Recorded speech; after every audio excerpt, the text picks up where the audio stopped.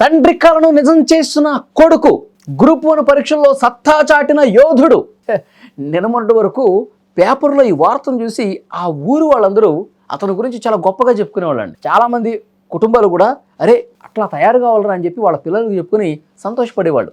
ఒక పేదింటి నుంచి గ్రూప్ 1 స్థాయికి ఎదిగాడు, శభాష్ అని చెప్పి అందరూ మెచ్చుకున్నారు. కానీ కట్ చేస్తే అసలు శిశులు కంత్రీగాడని తెలిసి అందరూ నోరెలు పెట్టారు. వాడు చేసిన పని తెలిస్తే మీరు కూడా ముక్కున వేరేసుకుంటారు. నేను చెప్పిన తర్వాత మరి ఆ కొడుకుని ఏమనాలో మీరే ఒక నిర్ణయం తీసుకోండి, నేను చెప్పను. సరే, సాధారణంగా ఎవరైనా పరీక్ష పాస్ అయితే స్టేట్ మొత్తం తెలుస్తుంది కదా, అబ్బో గ్రూప్ 1 కొట్టాడు, మంచి పోలీస్ ఆఫీసర్ అవుతాడు, చాలా గొప్పగా చదివి ఉంటాడు, చాలా బాగా కష్టపడి ఉంటాడు అని చెప్పి అనుకుంటాం కదా. సో ఆ ఊరు వాళ్ళందరూ కూడా అదే అనుకున్నారు, సెలబ్రేట్ చేసుకున్నారు.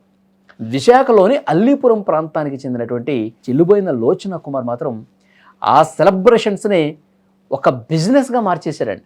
పక్కా బిజినెస్గా మార్చేశాడు. పేపర్లు, ఫోటోలు, మెడలు, పూలదండలు, ఊరంతా ఫ్లెక్సీలు, ఏం లేదు, అంతా ఏం లేదు, అంతా అబద్ధాలన్నీ. తన ఫోటోలు దిగినట్టు, పూలదండలు వేసుకున్నట్టు, తన ఎవడో సన్మానం చేసినట్టు, గ్రూప్ 1 జాబ్ కొట్టేసినట్టు, ఇన్ని మార్కులు వచ్చినాయని చెప్పి ఇవన్నీ కూడా పేపర్ కటింగ్స్ తయారు చేసుకుని ఊరంతా ఫ్లెక్సీలు పెట్టేశాడు. రియల్ ఆఫీసర్ అని చెప్పి అందరూ కూడా భ్రమపడ్డారు. కానీ పాపం ఆ ఫోటోలు వెనుక ఉన్నది నకిలీ నవ్వులని ఎవరూ ఊహించలేకపోయారు. గ్రూప్ 1 కొట్టింది స్టేట్కి సేవ చేయడానికి కాదు, అమాయకుల జేబులు కొల్లగొట్టడానికని తెలిసి అందరూ కూడా షాకుల మీద షాకులు తింటున్నారు. ఉద్యోగం రాకపోయినా డిఎస్పీగా జాబు సాధించినట్టు మనోడి బిల్డప్, పేపర్లో ప్రకటనలు, స్పీచ్లు, ఊళ్ళో వాళ్ళందరికీ చెప్పటం, నిజంగా ఇతన్ని ఇన్స్పిరేషన్గా తీసుకోవాలని చెప్పడం, స్టోరీల మీద స్టోరీలు, ఇవన్నీ నడిపించాడు కొన్ని రోజులు. ఆ తర్వాత ఏం జరిగిందో తెలుసా?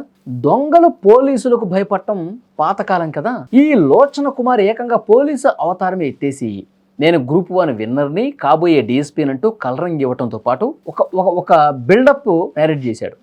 నిరుద్యోగులందరికీ నేను పాఠాలు చెప్తా, అసలు గ్రూప్లు ఏ విధంగా కొట్టాలి, ఉద్యోగం ఈజీగా ఎట్లా సంపాదించాలో నేను చెప్తా అంటూ నిరుద్యోగులందరినీ బుర్డి కొట్టించే ప్రయత్నం చేశాడు.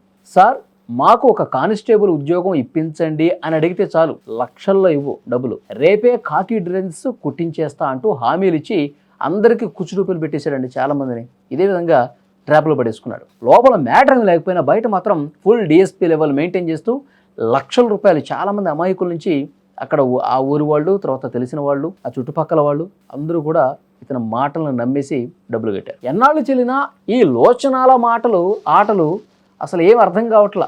అంటే ఆ టైం రానే వచ్చింది, అతని గురించి నిజాలు తెలిసే టైం వచ్చింది. చివరికి అదే జరిగింది. బాధితులు ఇచ్చిన ఫిర్యాదుతో పోలీసులు వెంటనే రంగంలోకి దిగారు. మనోడి దుమ్ము దులిపారంటే, నువ్వు రాసింది గ్రూప్ 1 పరీక్ష కాదు నాయనా, అమాయకుల్ని ముంచే మోసాల లెక్కలు అని చెప్పి సిపి గారు మీడియా సాక్షిగా క్లారిటీ ఇచ్చారు. లోచన కుమార్ పేపర్లో చేయించుకున్నటువంటి ఆ ప్రచారాలు మొత్తం పచ్చి అబద్ధాలు, అవన్నీ ఉద్యోగాల పేరుతో డబ్బులు గుంజటానికి అని చెప్పి బాగ్చి గారు మొత్తం ఇన్వెస్టిగేషన్లో బయటపెట్టారు. ఇతను ఏదో పోలీస్ ట్రైనింగ్ కాలేజ్లో డిఎస్పీగా లెక్చర్ ఇవ్వడానికి వెళ్తున్నట్టు మాకు తెలిసింది. అతని మీద ఇప్పటి వరకు 5 కేసులు మాత్రం ఉన్నాయి. ఎంబీపీ స్టేషన్లో ఒక కేసు, మల్కాపురం స్టేషన్లో ఒక కేసు, ఎయిర్పోర్ట్ స్టేషన్లో 2 కేసులు, పోర్ట్ టౌన్ పిఎస్లో ఒక కేసు. నేను ఫలానా వ్యక్తిని, నేను ఫలానా ఉద్యోగం ఇప్పిస్తాను, ఏ డిపార్ట్మెంట్ అయినా సరే, ఏ యూనివర్సిటీ, కాలేజ్, స్కూల్ అయినా సరే, దయచేసి నమ్ముకొని డబ్బు ఇవ్వకండి, మోసపోకండి. అదే మాదిరిగా ఇటువంటి ఫేక్ డిఎస్పీ, ఫేక్ ప్రభుత్వ ఉద్యోగులు మన చుట్టుపక్కల కొందరు ఇలా తిరుగుతూ ఉంటారు, దయచేసి నమ్మకండి. ప్రస్తుతం ఈ నకిలీ రత్నాన్ని పోలీసులు అరెస్ట్ చేసి రిమాండ్ కూడా తీసుకెళ్లారు. పేపర్లో ఫోటో పడగానే పెద్ద ఆఫీసర్ని నమ్మేసి కష్టపడి సంపాదించుకున్న డబ్బులు ఇలాంటి బ్రోకర్ల చేతిలో పోస్తే చివరకు మిగిలేది బూడిదే. పోలీస్ డ్యూటీ చేద్దామనుకున్న లోచన కుమార్కి ఇప్పుడు జైల్లో ఓచులు లెక్క పెట్టే స్పెషల్ డ్యూటీ పడింది. కాబట్టి అందరూ కూడా జాగ్రత్తగా గమనించాలి. ఉద్యోగాల పేరుతో ఎవరైనా ఆశ పడితే నమ్మకండి. ఆశ పెడితే మీకు ఉద్యోగాలు ఇప్పించేస్తా, 1,00,000 రూపాయలు కట్టండి, నెక్స్ట్ టైం మీ ఓడికి గవర్నమెంట్ జాబ్ వస్తుందని చెప్పి ఎవరైనా చెప్తే నమ్మి మోసపోవద్దు. అలాంటి కంత్రీగాళ్ల వివరాలని వెంటనే పోలీసులకి తెలియజేయాల్సినటువంటి అవసరం ఉంది.